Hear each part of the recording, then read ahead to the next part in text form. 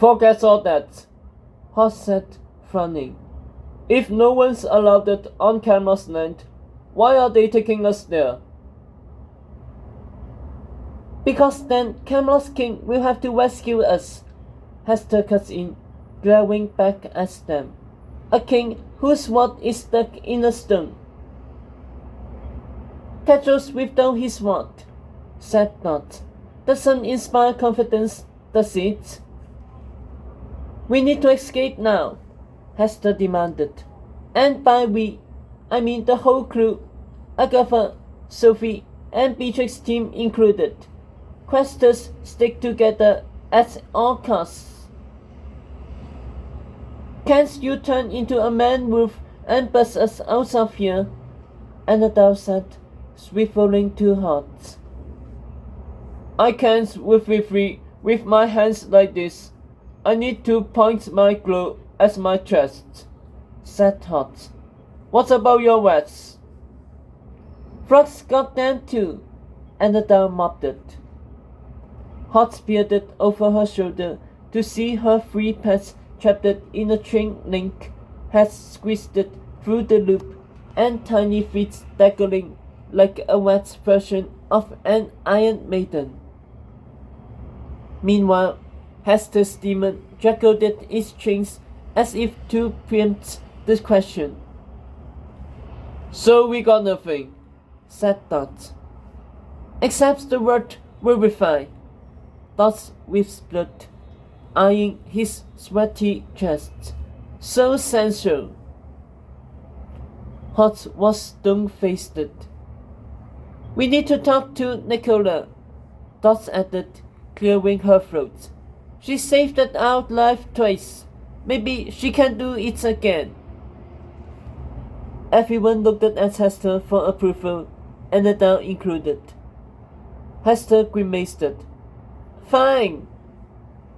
They glanced back at Nicola, concealed behind William and Borden, who were still twittering. From what Hart could see of her, Nicola was gazing off glassily into the gardens.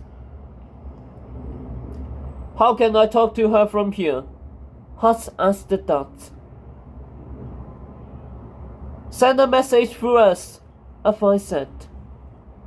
Hart turned to see William eavesdropping. We've been trying to come up with our own plan to help us all escape, said William, wet hair glinting in the sun. I can't do magic, and neither can Borden, because he says he doesn't have a finger glow yet. But we figured it out. We're both good at fortune telling. Oh, and playing bongos. Helpful. Ask Nicola what we should do then, said Hart. William whispered to Borden, who whispered to Nicola. Nicola suddenly looked alert, meeting Hart's eyes for a half-second, before she whispered to Borden, who whispered to William, who swiveled to Hart.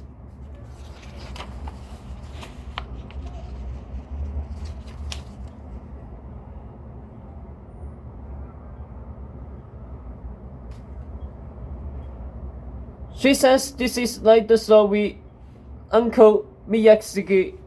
If we can't bust off the chain, we all have to work as one unit. Like a snake, with Hester at the head and Nicola at the tail. That is, if Hart still remembers who Nicola is.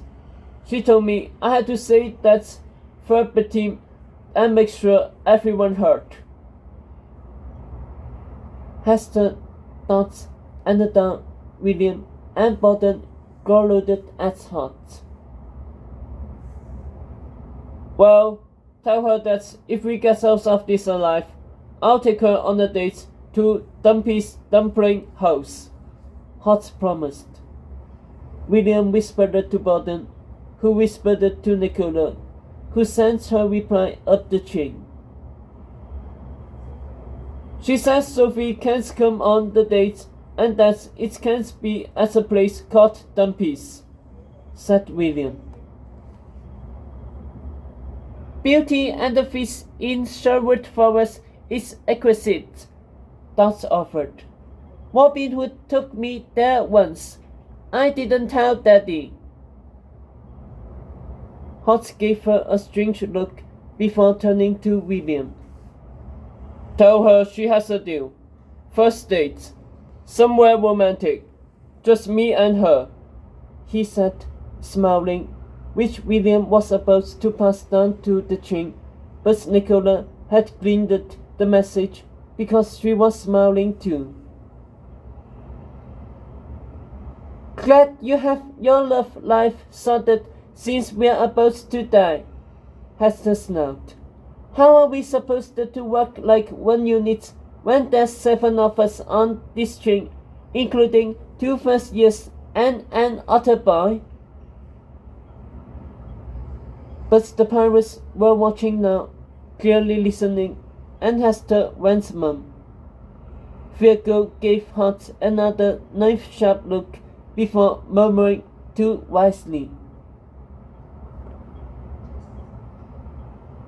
On its case lay a hat made of blue and white porcelain, marking the end of royal property, though the gates were unlatched with plenty of room to pass through. Wisely kicked them ajar with his silver-tipped boots, shattering the bottom of a gate. Those scattered it from the trees above. That was a pirate, and never acted like these guns, Hot thought. That's because he and his dad had gone to school, where they learned that even though good and evil were internal enemies, the two sides were in balance. The two sides had respect. Except the snake and his minions had no respect for good or evil. They attacked both sides the same. A troubling thought dawned on Hot. If the snake didn't have respect for other side, which did he have respect for? And what would happen if he gained control of Camelot? You'd have a king of the most powerful realm in the land of good and evil, who spat in the face of both. What would happen to the Saurian? He thought, chest pounding. What would happen to the woods? The broken gates creaked behind him, reminding him of Sophie's scream.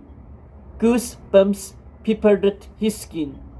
For all he knew, Sophie and Agatha were dead by now.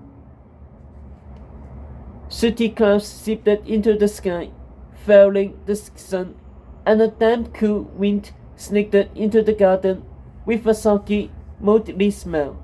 Hot could see the path widening ahead, the trees and clover growing sparser around it.